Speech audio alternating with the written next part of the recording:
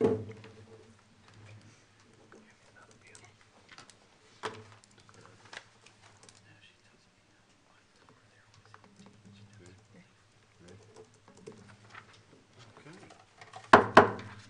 right, I'd like to welcome everybody here to the March 12th meeting of the Alexander County Board of Education.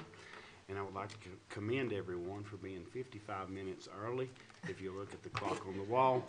So promptness is always a great attribute. At this time, I would like to recognize Jeremiah Bennett from Sugarloaf Elementary. Jeremiah is the son of Doug and Crystal Bennett. He will lead us in our pledge.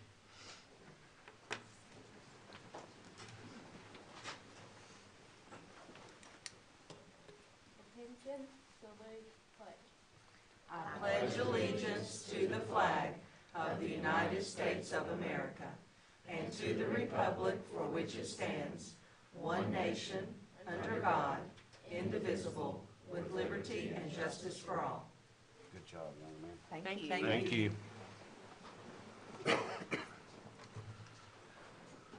Okay, fellow board members, you have the agenda.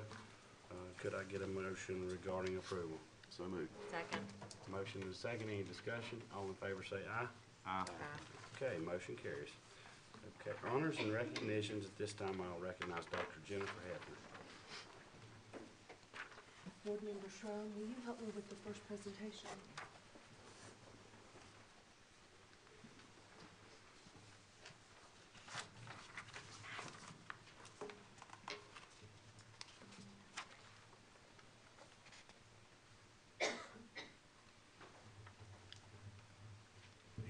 Sing a song or something.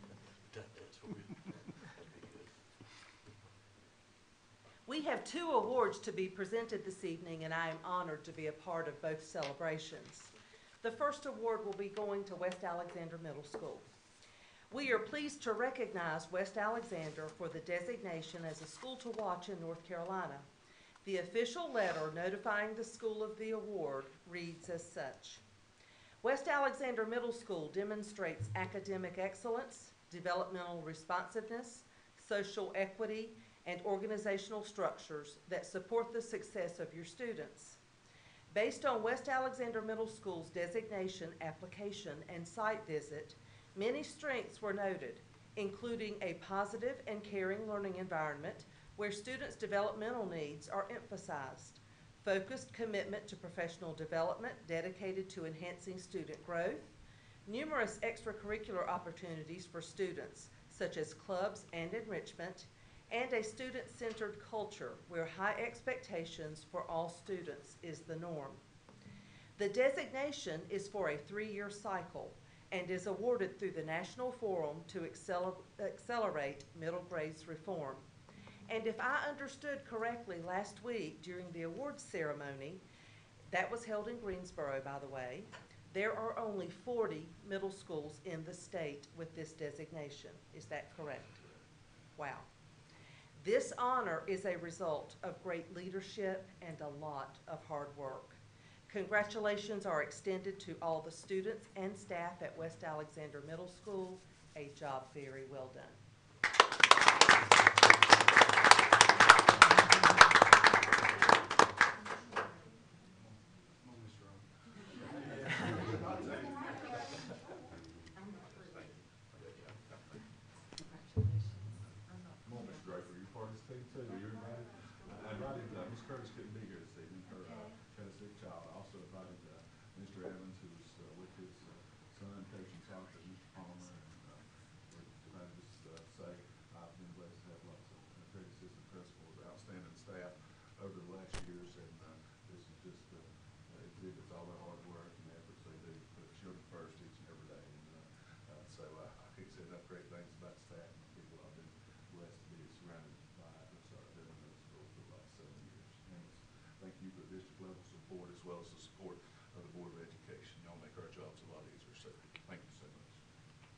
Thank you. Yeah, thanks for going.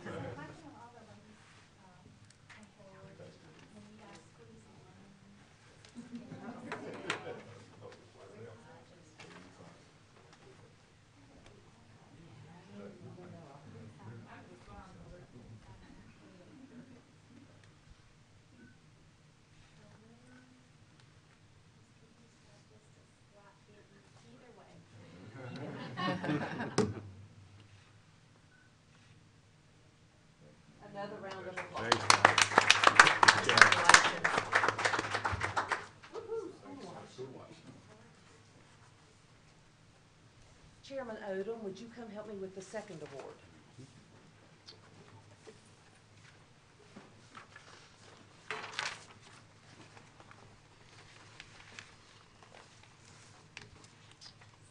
Alexander Central High School senior Nathaniel Alexander, better known as Nate when we see each other at Food Line, applied for the vacant seat that was recently filled on the Board of Education. Although he was not eligible due to the age requirement of 21, and he is only 18, we are proud of his willingness to serve our schools and community. Board Chairman David Odom will say a few words and present a token of recognition for your initiative and desire to serve. Nathaniel, if you'll come on up.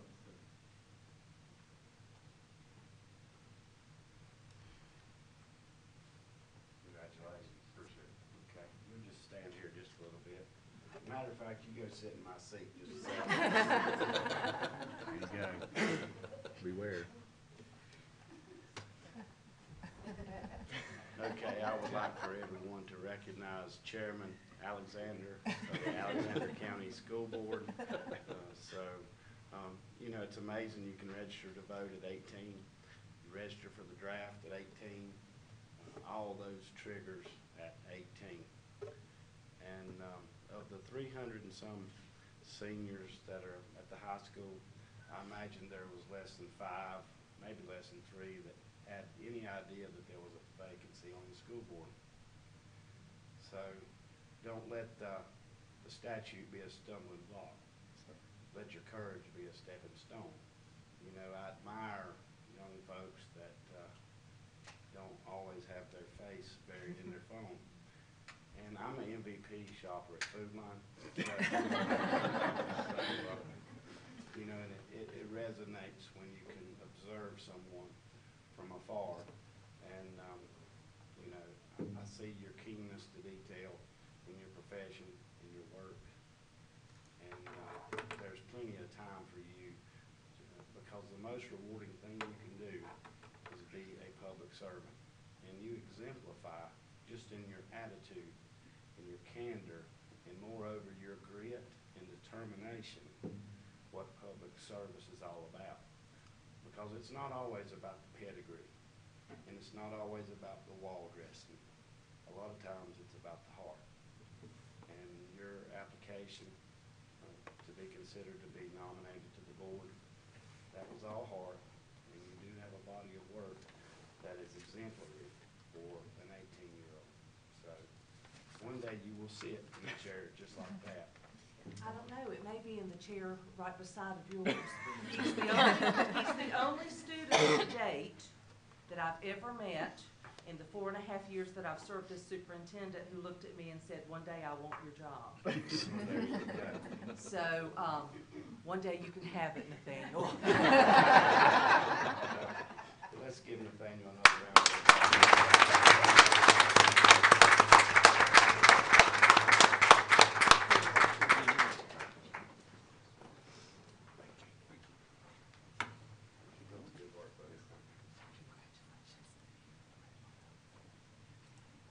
He's heading on out. He's going back to work. I will not be at Food Line tonight. That's fine. Okay. But I'm sure I'll see something. Do you need any more pictures, Miss V? Yes. Okay. Yeah. Well, do you want the board chair and vice chair? Oh, good, okay. Well, good luck arranging us.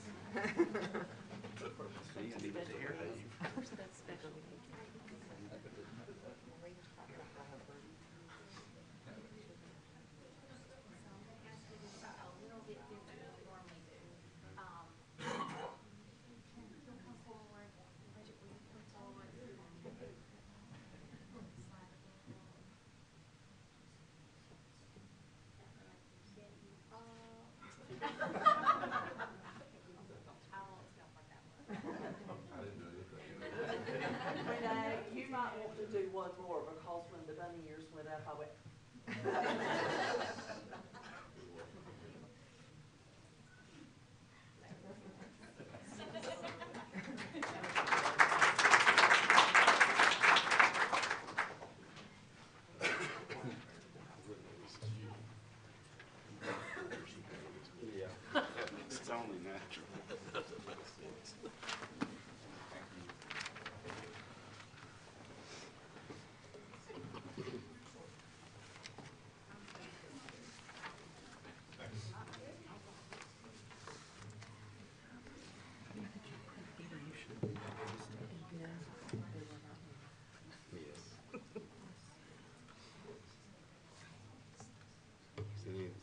Did anybody sign up for the public comment?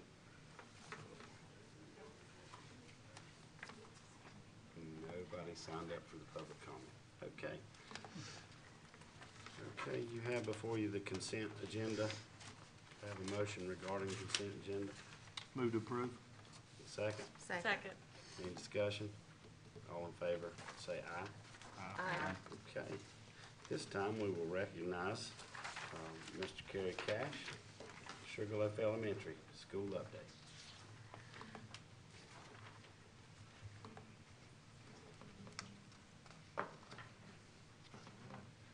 Chairman Odom, Dr. Hefner, board members, thank you for the opportunity to come to tell a little bit about the good things happening at Sugarloaf School again. First thing we'll talk about kindergarten. Kindergarten has changed drastically over the years. I believe, I was thinking back, I believe public school kindergarten started around 1973 or 1974, something like that. And for some reason, they started the year that my group went into first grade. So there might have been a reason for that. Get us out of the way for the start. But kindergarten students come to us in a variety of ability levels now. Some can know all the letters, count upwards to 100 more, can even start to read, and others have never looked at a book, never done anything like that. So we have the challenge of providing services for all the students. This year, our kindergarten teachers said, we will try something different. We will try to do some team teaching along the way in kindergarten. And we want to work together. And at first, I was a little hesitant about that. I thought about 43 kindergarten students in the same room. Even if you have 2 teachers and 2 teacher assistants, that's a big bunch altogether. But sometimes as a principal, you have to trust your effective teachers and listen to them and let them try things that they want to try in the classroom. So we are doing that. The best way I can describe, if you walk in the classroom and see this, it's a controlled Barnum-Bailey 3-ring search. But on the other, the kids are learning, so that's what we're after. First picture there, we have the teacher going over, working with identifying beginning of the word sounds, learning beginning reading things that they'll build on later on in their studies. The second picture there is a computer. We have a thing called Reading Eggs. Part of their transition, they move around different centers. One is a technology center, and they have actually a pre-test and a post-test, so we can tell how far they go from one to another. Okay, here we have a teacher working with math skills. Now they're working on number bonds. It used to, 2 plus 2 is 4, but now they add the parts to make up the whole. Over here on the second slide, the teacher assistant is assessing the student to make sure she is keeping up with the other students and nobody's falling behind. Okay, next slide. Recently we've had Dr. Seuss Family Night, and we tried to do things that would get parents involved and spend time with their children at school. The first slide there, they're doing a game, it's a counting game that the students are having to answer a question, but they're having to count to move forward and win the prize. And then the girls on the right there, they're working on a group project. Next slide. Here we have parent and child involvement. I believe the girls on the left are working on their writing skills, and then the parent on the right, he's helping his child. I believe that's a kindergarten student working on identifying words and on the beginning sounds. All right, earlier in the year, our K2 teachers participated in Orton-Gillingham Training, and some of the things that I asked the teachers, what did you benefit out of that? It helped us to teach the students visual, auditory, and tactile ways of learning. sand trays that the teacher will call out the letter sound, and the students have to use their fingers to write the letter in the tray. So they're getting to do something with their hands. And on the right here, the teacher is calling out the letter, and then the students have to tell her the sound. Okay, next. Okay, mid in the school year, around January, the teachers and I noticed that some of our grade levels, we did feel like they were trying and giving their best effort when we had iReady test or iReady assessments and the benchmarks, and we thought we had to do something. We had to see what's going on here. Why are they not being motivated? So one thing we did is we had a data chat. In my days, it wasn't data chat, anything like that. My mom worked at the high school I was at. The teachers told her, we went home, we had a chat if I wouldn't give my best effort. But if you look on here, you have a list of things on the left. There are 2 assessments, and the child can mark their score on the 2 bars on the left. One thing I was going to say is we try to have every parent do this with their child at home. And some parents couldn't, or possibly they just wouldn't. So we try to provide somebody at school that would work with the child, and it might be the counselor, it might be the instruction coach, it might be a PE teacher, music teacher, somebody they could have to go over with to help them and improve and motivate them to do better. Okay, if we go, you have 2 things. You have a typical growth and stretch growth. Typical growth is what they should be able to make by the end of the year, how much they improve. Their stretch growth is what they're going to try to do to exceed that, to go beyond what is expected of them. On the right column, you have places that them list their strengths.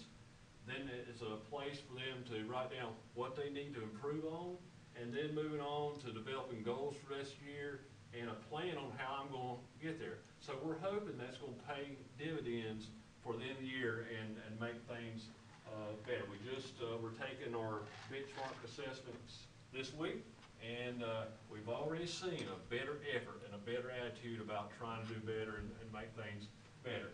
And I've invited Liz Cronin, a 5th grade teacher, to come and join us, and she even went beyond that. She went to surveyed her students on what makes you want to succeed, what's going to motivate you, and I want her to share some of the results. So very interesting things.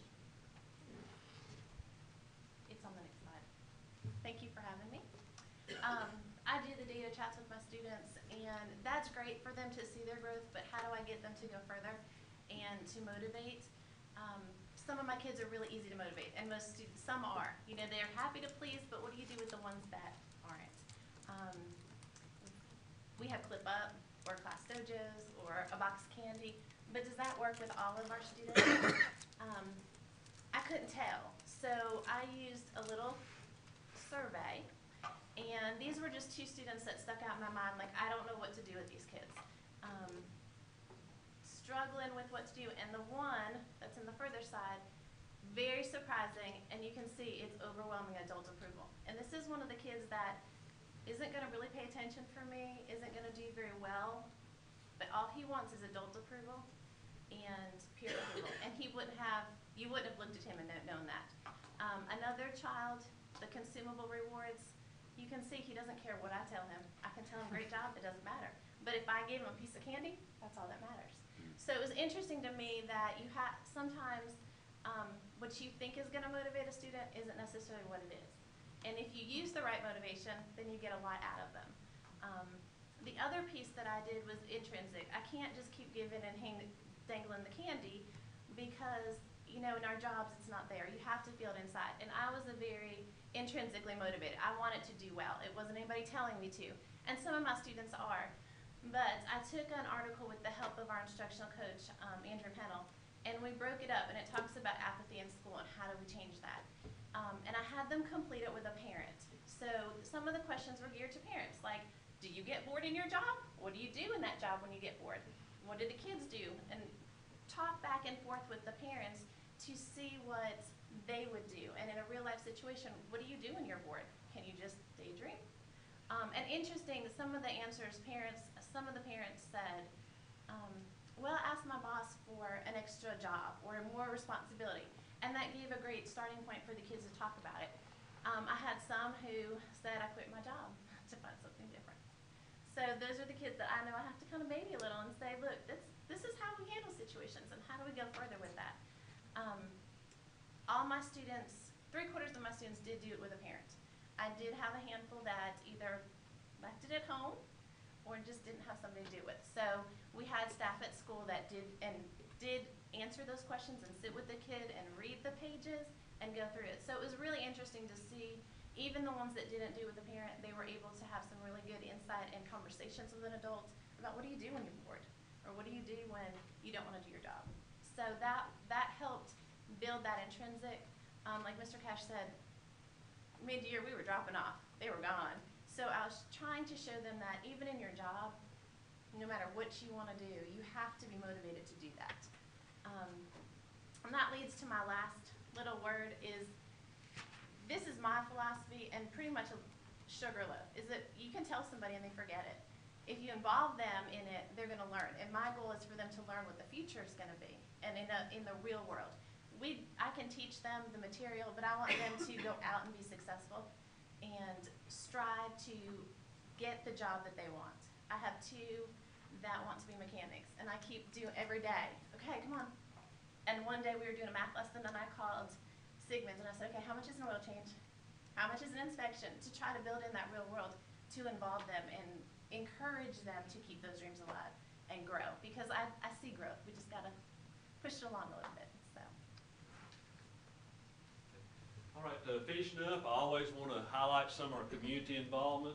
At the first year, last year we had free breakfast in our schools for everybody, and this year we, unfortunately, some grants ran out or we could not have that. So I had some parents on the parent advisory and some local community members. They said, okay, what will it take for us to provide free breakfast for everybody?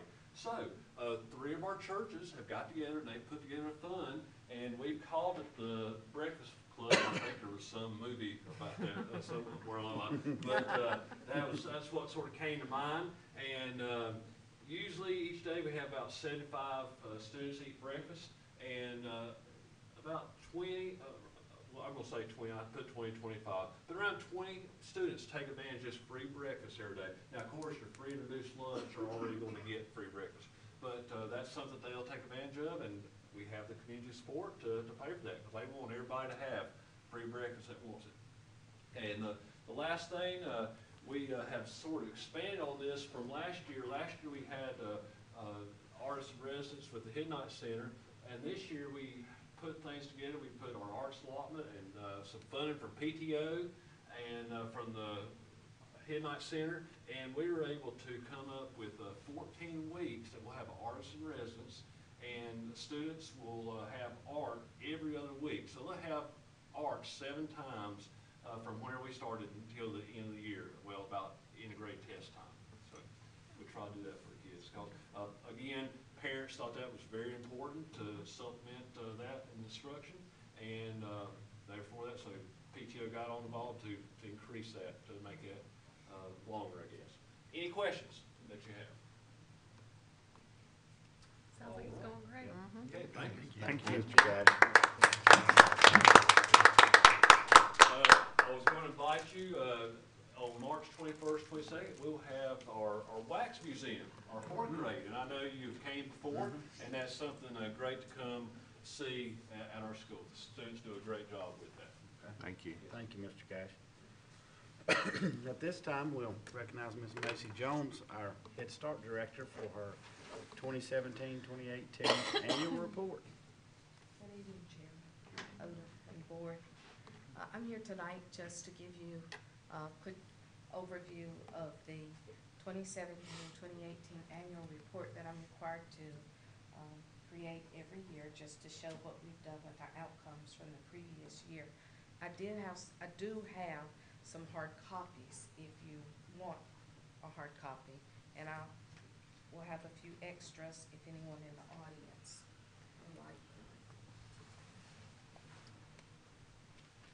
run out, I'll make more if someone wants to see one, but it will be posted on our Alexander County Schools website, and will be available for you to view there. I'm not going to go over everything in the report. If you have questions, just stop me and I'll address that. But there are several different headings that talk about the budget, the expenditures, where most of our budget goes to, the different categories that it goes to. You can see our national classroom assessment scores. I commented on that several months ago, and our scores are above the national average. Race and ethnicity is there, so you can see a background of the families that we serve, as well as their type of eligibility, whether they are above the poverty guidelines, below the poverty guidelines, their status as homeless. We have 16 children that we serve that are considered homeless, and we have 14 children during that time that were considered as foster children. Family information is there as well. You can see how many families we've had that were working. We did serve some active duty military families. We had 4, and then we had veterans, and we do serve children who have parents or someone in the family who is incarcerated. So Head Start works with the whole family. So it may be that we set up something to where that family member that is incarcerated can receive some of that child's work, so that that parent can stay involved in that child's life while they are incarcerated. You can see the family education. We do have people with advanced degrees. And then one number that concerns me is those with less than a high school education. We had 36 people, or 34.95%. And so that's where our family advocates become involved. And they get with those parents and they say, are you interested in pursuing your GED? And how can we help you get that education? On the next page, you have the ages of the children that we served and the breakdown. And then disability services, we served 21, or 18.58% of our children had some type of disabilities. And then you see the breakdown of those disabilities. We sent 65 children, 57.52%, we sent those to kindergarten, or they were eligible to go to kindergarten. That's a pretty good number from what we serve. In the middle column, health nutrition services. So you can see all of the services that we are required to track. Our children get dental exams. We're required to follow up to make sure that they have a medical home or a medical provider whenever they leave the program. You can see the children that entered with Medicaid or with CHIP, some kind of insurance, the number that left with insurance. And then in the middle, you see the number of breakfasts and lunches that we serve.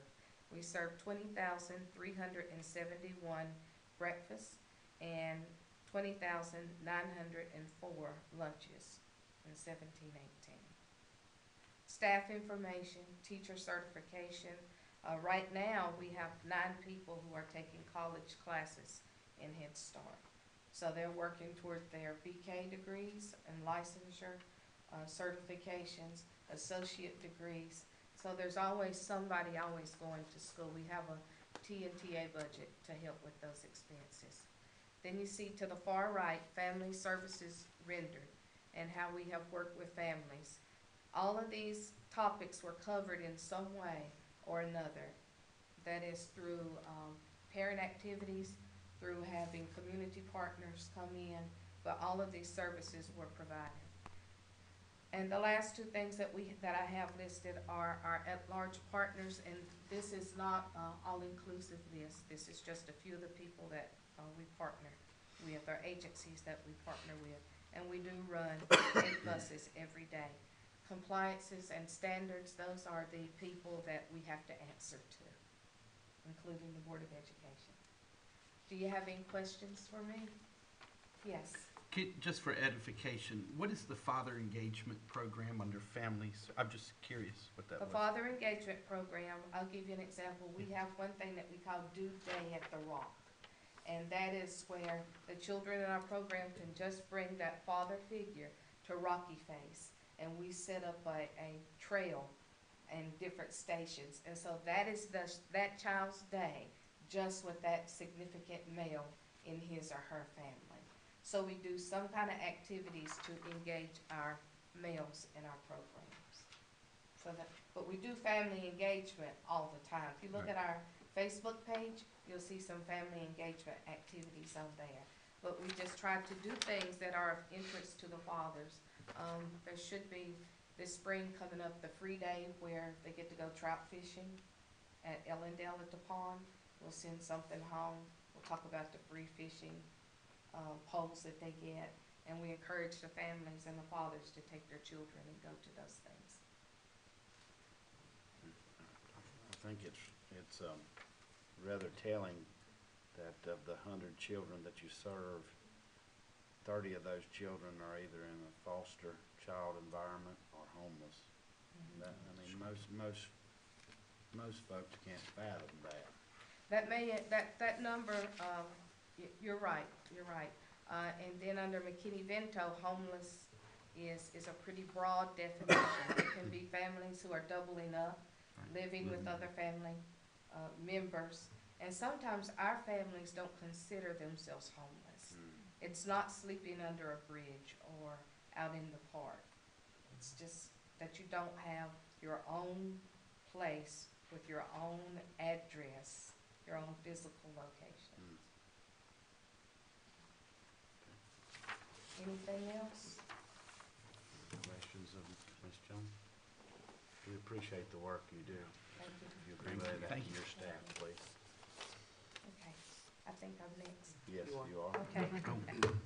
All right, so the next thing that I have is every year we have to produce outcome data. And that shows the gains that our children have made. And you should have received a sheet that looks more like this, except mine's all marked up, yours is not marked up. And it has the outcome data. And I put together a little chart. And what we do every year is we use something called Teaching Strategies Gold. And in Teaching Strategies Gold, it is broken down into different domains. And those domains tell us about widely held expectations. Those are skills and abilities and things that 3- and 4-year-old children should be able to do and should be able to accomplish at this point in their life. So it's broken down into different domains. You have social, emotional, and we have indicators in each domain. Physical, language, cognitive, literacy, and mathematics. So if you just look at the chart, and I'm not going over every one of those, the blue is our fall to winter data, and that shows the growth for our children. So from the time our children came in the fall, until we did our first checkpoint in the winter, they had 7.6 growth points in each one of these indicators in social, emotional. The orange is the data from winter to spring. They grew another 8 points. So by the end of the year in social, emotional, our children had grown a total of 15.6 points in social, emotional. The second one is physical, and that little orange bar, I don't know what I did on the PowerPoint, but that is not right. That should be 3.5 to show, it should be right up there closer to the blue bar to show that they grew 3.5 points for a total gain of 7.2 points for the year. In language, our children grew a total, it's the gray bar. In language, our children grew a total of 12.1 points for the whole year. This is 3-year-old data. And in cognitive, they grew a total of 14.2 points. And then the next slide should go to literacy. Now, literacy is where they've shown the most growth, 22.2 points for yearly growth in literacy. But we really focus a lot on literacy, a lot. With our Raising a Reader, we have reading partners coming in. We had the Read Across America Day. So somebody is always in the classrooms reading to our children. And in mathematics, 14.4 points. And on your sheet, you can see the percentage of children that grew. 97%, 88%, 91%. So what we focus on in math is we say, oh, they had 14.4 yearly growth points, but only 88% of those children were meeting or exceeding. So then we break it down by classroom, and we say, so why did classroom A's children do better in math than classroom B's children? And then we have those discussions in our professional development meetings, so that we can see where we need to do better. So if you go to the growth for the 4-year-olds, and basically you can see that the growth in the gray for the 4-year-olds, how well they did with social and emotional. Because we have children, some of who've never been away from home. This is their first experience, being away from grandma and grandpa's house. And they have been the center of attention. So this is a big deal when they can come into the classroom and learn how to function well with about 16 to 17 other children. So there's lots of growth in social, emotional with 18 points. And let's go on over to cognitive. That is the last one, 13.9 yearly, 9 points of growth. And then, of course, the next slide would be literacy, 22.9 points again in literacy. And 17.2 points in math for the 4-year-olds.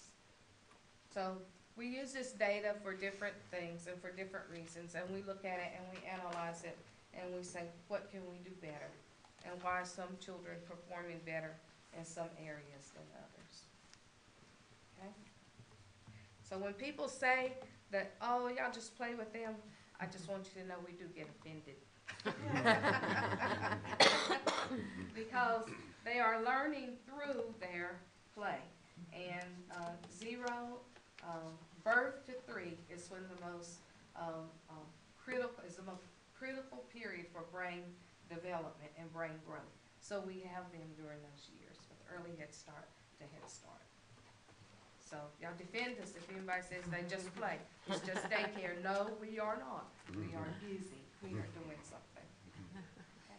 Any questions for me? Okay. Thank you. Thank you.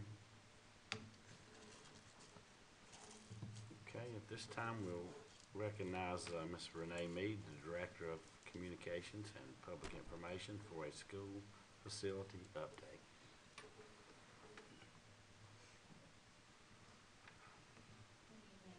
Good evening. I know at our last meeting, we briefly discussed that we had participated in a webinar that day, and since then we've done quite a bit of work on that. And I wanted to give you an update. The webinar was visitor access to school facilities and use of school facilities by outsiders. Our leadership team and principals have discussed areas that we will be addressing from this webinar. The content in the webinar pertains to multiple different areas, but the ones that I will be addressing specifically tonight are those with our school facility use, the community use of facilities, which is our policy 50/30. Now, our policy is safe. There's, based on the webinar and even the samples that they sent to us, we look good. Where the issue is, or where we want to strengthen what we're doing, is in our procedures, the regulations, and then of course the implementation of our policy. And to give you an example of one of the areas that we need to have a change in, it's the application of the different groups. I think it's section 2 and section 3, which would be our PTOs, our booster clubs, school-related groups, and then county agencies. Now, historically, we have not required them to fill out the paperwork, the actual application, nor have we required them to present their certificate of insurance. And that is something that, in the webinar, they indicated that is a common practice in a lot of places, because most of us make the assumption that a PTO is part of the school, but it's not. And so for us to consistently apply our policy, then we have to require all of those groups, every booster club, every PTO, and even the county agencies when they use our facilities, and that includes the rec teams. So that is going to be a huge amount of applications and paperwork that will be required with this change. Now, we had a finance meeting with PTOs and boosters on February the 26th, I believe. And we discussed that with those that were in attendance, which I think we had a representative from every school, and we had several principals there. We also discussed this during our principals meeting. And then Dr. Hefner and I had a meeting with Mr. French and Mr. Presnell with REC, and went through all of the requirements that we're going to need to change.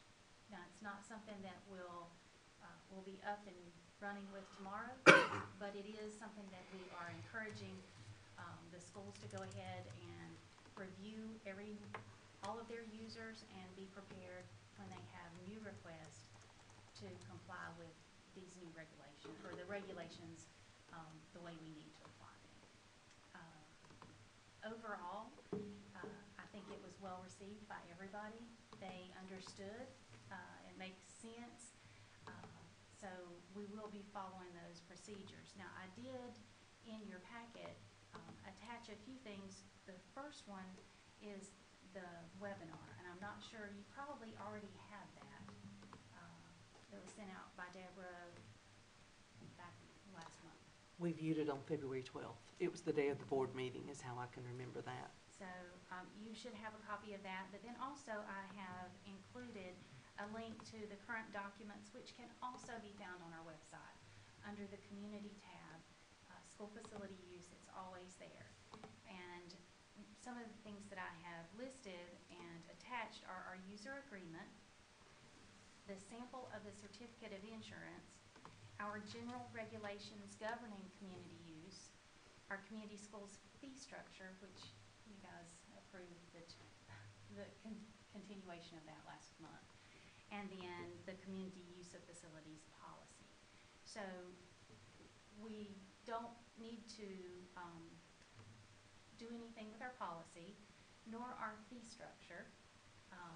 The regulations, I think we reviewed those, and there's not anything in the regulations that we need to change. It's really just the procedure and how we follow it, and requiring those certificates of insurance. So we have a lot of work, but happy to do it. Are those certificates of insurance, is that something that some of the rec teams would already have, and we've just not required to have the documentation, or is this going to be new to all of them? Well, we learned a lot, and when we met with John Presnell and Mr. French, I learned that each of our communities had their own recreation committees, boards. And so all of those rec teams do not fall under the insurance of the county, which was the assumption that we had, because we had always worked with Mr. Presnell, and he had provided the rosters and the information, the games, the competitions, and so now we know that each of those boards will have to get their own insurance, and if they're not incorporated, then they will have to also do that. So it will be some work on their part also. But the one thing that we have to remember is that this practice is commonplace among the majority of other school systems in the state of North Carolina, moreover in the United States of America. So requiring rigor and documentation is not a foreign concept, No, you know, so where does liability end? So, or begin? So, Which other groups are being hardest hit? the school facility use people at the schools. But I mean, We'll have the the rec most- teams, I mean, I assume the county's gonna have a discussion. PTOs, I think each season, they will meet with them and go through that. I know that this past weekend, they were set to have some meetings. So those folks received that information already. And it's hard to say who's going to be hit the hardest, because if you look at some of our PTOs that are very small, that don't raise a lot of money, the cost of the insurance. Yeah, outweighs the benefit. Exactly, it's going to eat up all of their revenue, so that'll be hard for them. It'll be hard for the rec team, for the rec boards, because they haven't had that accountability before. And when we asked some questions about that, I honestly did not realize every community had a board.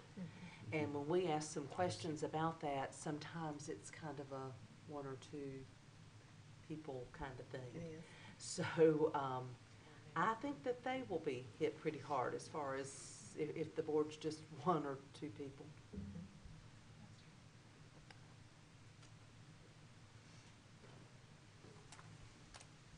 Any more questions? Comments? Thank you. Thank you. Thank you. Okay, at this time, I'll recognize Dr. Hefner regarding the Award of Honor guidelines and nomination form. Okay. Thank you, Chairman Odom. The Alexander County Board of Education has established the Award of Honor in order to recognize those individuals who have made exceptional contributions to Alexander County schools. This award represents the highest honor that the Board of Education can bestow. Criteria for the selection of this award shall be based on exceptional contributions to the Alexander County school system or any of its individual schools in the areas of academics, athletics, administration, student achievement, or community service to the schools. The contributions may include recognition on a regional, statewide, or national level, as well as local notoriety, and shall have allowed our children the chance not only to grow and meet their full potential, but to excel as well. The final yardstick by which all nominees shall be judged as to the merit of his or her application is the positive effect on the quality of education in Alexander County, as recognized by fellow students, teachers, administrators, and the community in general. The guidelines read as follows. A committee shall be established to receive and screen recommendations for this award. Neither current Board of Education members nor current school system employees are eligible for the award. The final decision shall be made by the Alexander County Board of Education. Nominations may be made from the second week in February through the second week in March of each year. Nominations will be kept on file for up to 3 years. Each individual nominated must have a minimum of 3 letters of recommendation by non-immediate family members. The award shall be given annually at the time determined by the Board of Education. And lastly, nomination forms are available at the Alexander County Board of Education office. Any questions? And we need some nominations. We have very deserving people in this county who have been a part of this school system. And to date, unless something came in today, we have not received any nominations. And if you would continue with your superintendent's report, I please. certainly will. It's actually pretty short tonight. I would ask that you make sure you have marked your calendar for Friday, March 22nd. We will be visiting and touring Bethlehem Elementary that day. We will meet in the school's office at 11:30, and I have provided this information to Mrs. Frizzell, and they are really looking forward to spending time with you on the 22nd. The Facilities Committee is in the process of determining the best architect for the early college building. Interviews with architectural firms have been held, and the committee is moving to the next step in this process. The group is hopeful to have a recommendation for your approval at the April meeting. The Budget Committee is scheduled to meet on Monday, March 18th at 5:30. Please note a meeting between the School Systems Budget Committee and the Commissioner's Budget Committee is to be scheduled through Rick French by April 18th. We are supposed to have held it by that time. Our formal request for funding is due to the county manager by April 30th. Also, I will be attending the North Carolina Association of School Administrators Annual Conference in Raleigh on March 27th, 28th, and 29th. I will send an email reminder to all of you later in the month. And lastly, a couple of additions have been made to the strategic plan, including a picture of the Board of Education. You will be pleased. And it has been posted onto your agenda as well as on the school system's webpage. It's a beautiful document, does a good job of telling our story and where we are planning to go in the next 3 years in 7 different priority areas, and I just encourage everybody to check it out. It's being shown right now on the screen, but also it's attached into your agenda. Any questions or comments? Thank you. Thank you, Dr. Hebner. At this time, we will recognize Ms. Sharon Mahaffey, our CFO, regarding policies. Tonight, we have 5 policies up for second reading. I've received no questions or comments on these policies, and I would ask that you approve it on second reading. Okay. You have a recommendation from Ms. Mahaffey. Could I have a motion regarding these policies? So moved. Second. You have a motion and a second. Any discussion? All in favor say aye. Aye. The motion carries. Continue, Ms. Mahaffey. We have 8 policies that are up for first reading this month. I'll discuss them with the principals and directors and get their input and come back next month. Okay, thank you very much, Ms. Mahaffey. Okay, you should have been provided your Board of Education committee assignments for 2018. If you have not, here is a copy. I would like to congratulate you on your appointment and look forward to great things. And now I will entertain a motion to enter into closed session regarding General Statute 143-318.11A6. So moved. Second. Okay, is that it? Okay. All in favor say aye. Aye. Okay. Thank you all for coming.